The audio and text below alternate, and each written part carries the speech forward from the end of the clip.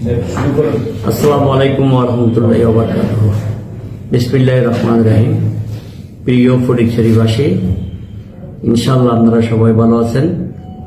আমি আপনাদের সরওয়ার আলমগীর, আপনাদের বিএনপির একজন নগণ্য কর্মী। আমার দল বাংলাদেশ জাতীয়তাবাদী দল ভারপ্রাপ্ত চেয়ারম্যান তারেক রহমান আমাকে নির্বাচন করার জন্য দলীয় মনোনয়ন দিয়েছেন।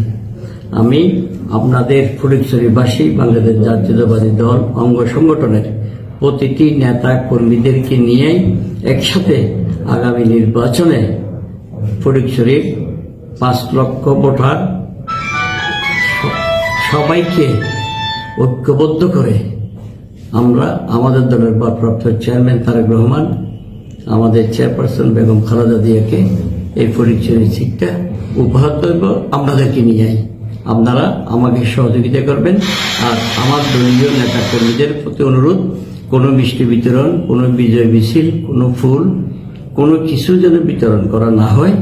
এটা যদি আমরা ফুল, মিষ্টি বিতরণ এগুলাতে যদি আমরা জড়িত হয়ে যাই, এটা আমার জুলাই আগস্ট এবং গত 18 বছর বিএনপি নেতা কর্মীদের উপর যে অত্যাচার, নির্যাতন, হত্যা, গুম করেছেন, তাদের আত্মা কষ্ট পাবে।